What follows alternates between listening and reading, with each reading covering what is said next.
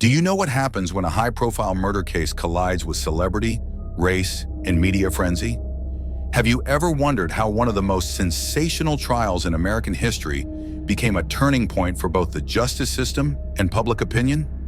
The O.J. Simpson trial captivated the world in 1995 as the former NFL star stood accused of the brutal murders of his ex-wife, Nicole Brown Simpson, and her friend Ronald Goldman.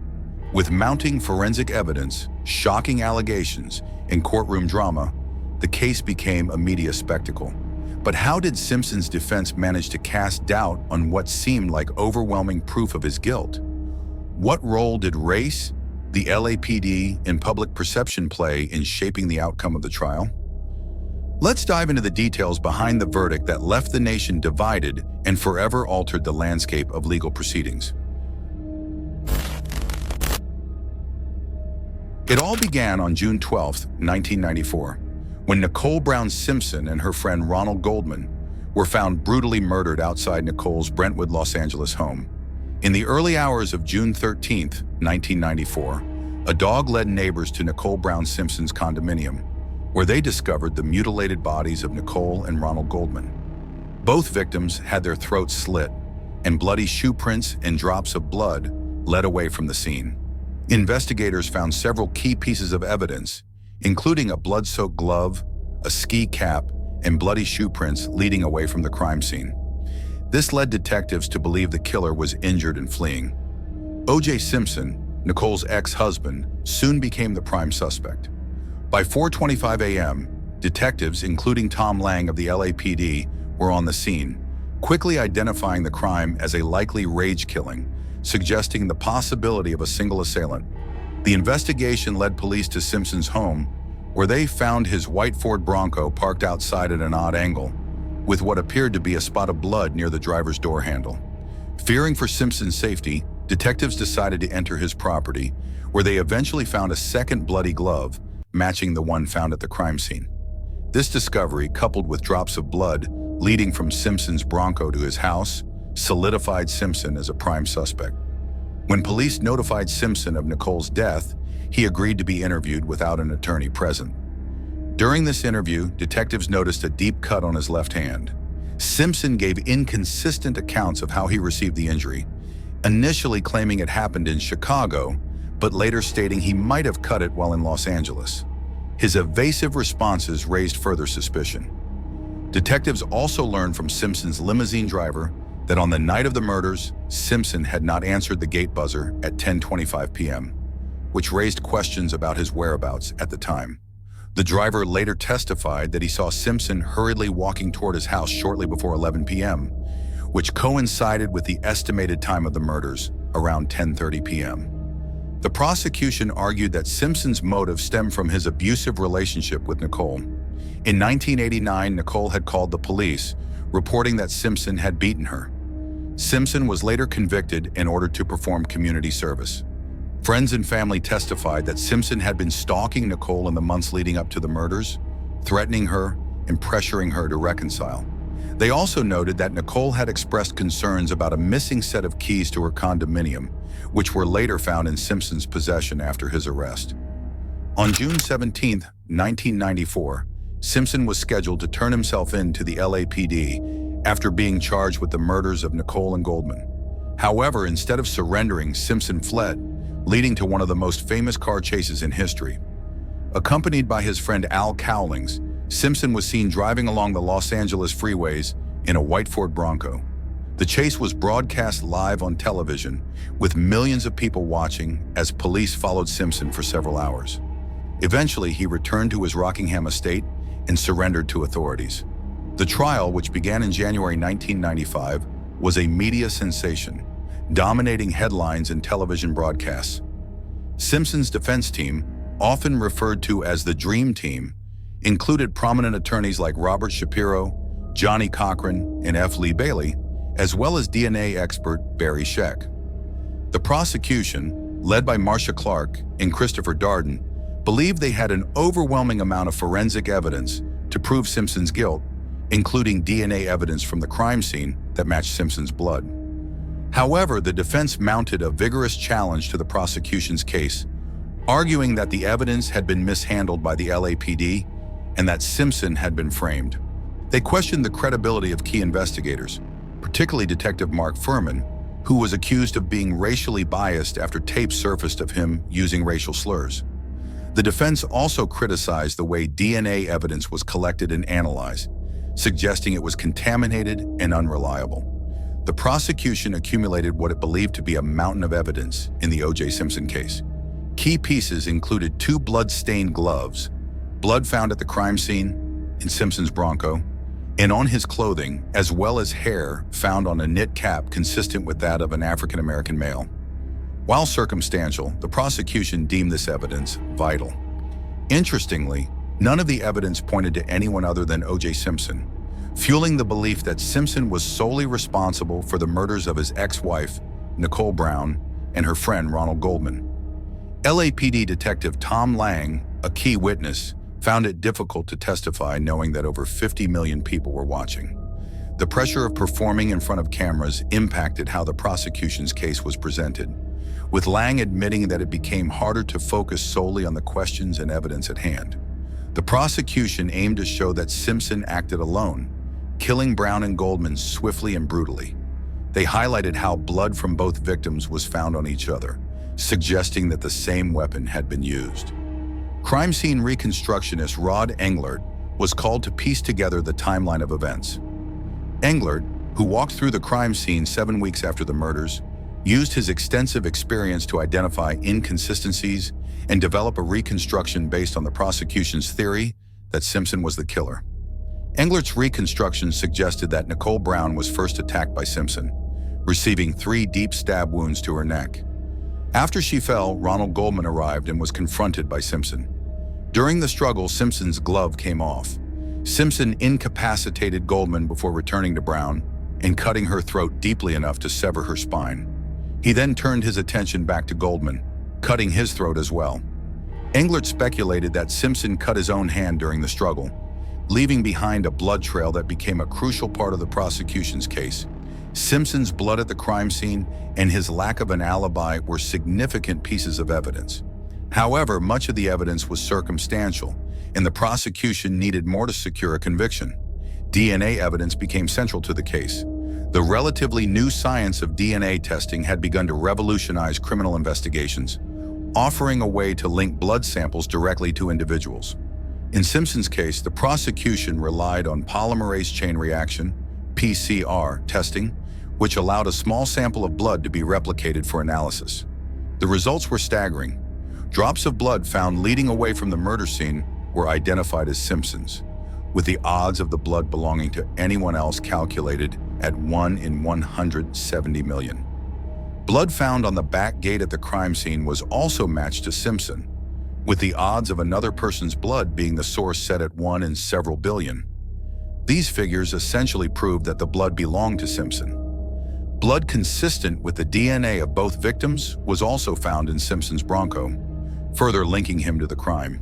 Yet the defense countered with their own blood spatter expert, Herbert McDonald, who expressed skepticism about the blood found in Simpson's vehicle. McDonald argued that the Bronco had an implausibly small amount of blood for someone who had just been involved in a violent struggle. He believed that if Simpson had been the killer, there would have been significantly more blood present in the vehicle. The defense also questioned the integrity of the forensic evidence. They pointed to the handling of evidence by LAPD criminalists, particularly Dennis Fung, who collected the blood samples. During cross-examination, Barry Scheck, a defense attorney, raised doubts about whether Fung had changed gloves between handling evidence at Simpson's house and at the crime scene, suggesting possible cross-contamination of the samples. The defense also raised the issue of improper evidence handling in the lab, arguing that samples were not dried properly and were left in hot conditions, potentially degrading the DNA. This alleged mishandling became a central argument, with the defense suggesting that contamination could have compromised the results. As the trial continued, the defense introduced the possibility that some evidence had been planted. One of the most significant claims involved blood found on the back gate of Nicole Brown's condominium. Police had returned to the scene 3 weeks after the murders and discovered Simpson's blood near the shoe prints left by the killer. The defense seized on the timing, arguing that the blood had been missed during the initial investigation. The defense suggested the blood on the rear gate might not have been present at the time of the murders. Detective Tom Lang acknowledged that this blood should have been collected earlier. Typically, at a crime scene, the detective conducts a final walkthrough after the criminalists complete their photography, latent print collection, and canvassing. Lang admitted that if such a thorough walkthrough had occurred, the blood on the gate might have been discovered sooner, preventing the issue altogether. Orenthal James Simpson consented to provide a blood sample to the police. The defense argued that some of this blood might have been planted on the gate. Despite being exposed to the elements for 3 weeks, the DNA from the blood on the gate had not degraded as much as the DNA from blood collected just hours after the crime. Around the same time, Simpson's blood was found on a pair of socks recovered from his house on the night of the murders. Both the prosecution and the defense recognized the significance of this evidence. Rod Englert, the prosecution's crime scene reconstructionist, believed the blood drops on the socks were spattered as Simpson stepped into his ex-wife's blood. The blood pattern on the socks showed airborne spatter, creating multiple spots around the ankles and the front of each sock. These spots aligned with where Simpson's shoes would have been, stopping at a height consistent with pant legs. Englert staged a reenactment using police officers in white uniforms to better visualize the blood spatter, matching the crime scene's dimensions. He concluded that the amount of blood from the crime scene was consistent with the evidence found on the socks. In contrast, defense forensic experts Herbert McDonald and Henry Lee examined one of the blood-stained socks and argued that the blood did not show spatter patterns. Instead, they suggested the blood was transferred by contact, wiping across the sock rather than being airborne. McDonald demonstrated how blood applied with a shirt sleeve would seep through the fabric without permeating between the fibers, indicating that Simpson's foot was not inside the sock when the blood transfer occurred. This supported the defense's claim that the blood could have been planted either at the crime scene or while the socks were in police custody. The defense also highlighted the presence of etai, a blood preservative, in both the blood on the sock and the blood from the gate. Witnesses testified that the levels of etai were unusually high, suggesting the blood might have been introduced from a laboratory rather than naturally occurring. This bolstered the defense's argument that the evidence was tampered with. Despite these challenges, the prosecution presented its most dramatic evidence: the blood on the gloves. 2 gloves were found, one at the crime scene and the other at Simpson's property on Rockingham Drive. Both gloves contained the blood of the murder victims. The prosecution had Simpson try on the gloves in court, expecting them to fit perfectly. However, the gloves appeared too small, leading defense attorney Johnny Cochran to famously declare, "If it doesn't fit, you must acquit." This moment significantly undermined the prosecution's case, introducing reasonable doubt about Simpson's guilt. The defense seized this opportunity to further dismantle the prosecution's evidence. Forensic expert Herbert McDonald conducted an experiment to test whether the gloves could have shrunk as the prosecution suggested. He soaked identical gloves in blood, allowed them to dry, and compared their size. The gloves shrank less than 1%, far less than the 10 to 15% shrinkage claimed by the prosecution. This discrepancy suggested that the gloves likely did not belong to Simpson, reinforcing the defense's argument that the evidence was unreliable. The defense then advanced a conspiracy theory, alleging that Detective Mark Furman had planted the second glove. Furman had been the sole detective to find the glove at Simpson's property, raising suspicions given his prior history. The defense highlighted Furman's use of racial slurs, presenting tapes of him making derogatory remarks about African Americans. This revelation painted Furman as a racist, leading the jury to question his credibility and the integrity of the evidence he collected. Detective Lang maintained that Furman's racism was irrelevant to the murders, arguing that Furman's personal prejudices did not influence the evidence. However, the defense effectively used Furman's racist behavior to cast doubt on his actions during the investigation, suggesting a potential motive for framing Simpson. As the trial progressed, the prosecution's case, once thought to be airtight, was systematically dismantled by the defense. The mishandling and potential contamination of evidence, combined with the plausible theory of evidence planting, created significant reasonable doubt.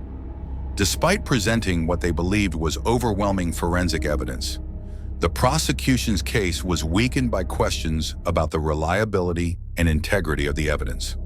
On October 3, 1995, after less than 3 hours of deliberation, the jury delivered its verdict. Orenthal James Simpson was found not guilty of the murders of Nicole Brown Simpson and Ronald Goldman. The decision stunned the nation, with reactions divided along racial and societal lines. Many applauded the verdict as a triumph of reasonable doubt and the defense's ability to challenge flawed evidence handling. Others were outraged, believing that Simpson had evaded justice through technicalities and racial biases within the legal system. Despite his acquittal in the criminal trial, Simpson faced a civil lawsuit brought by the victims' families. In 1997, a civil jury found Simpson liable for wrongful deaths and charged him with 2 counts of first-degree murder for the killings of Nicole Brown Simpson and Ronald Goldman in violation of California Penal Code Section 187. While acquitted in the criminal trial, Simpson was later found liable for their deaths in a civil lawsuit, resulting in a $33.5 million judgment against him. That's all for this video. We hope you have found this video informative and interesting. What are your thoughts about this case? Let us know in the comments section. Make sure to subscribe to our channel and hit that bell icon for more interesting videos like this. Thank you for watching our video.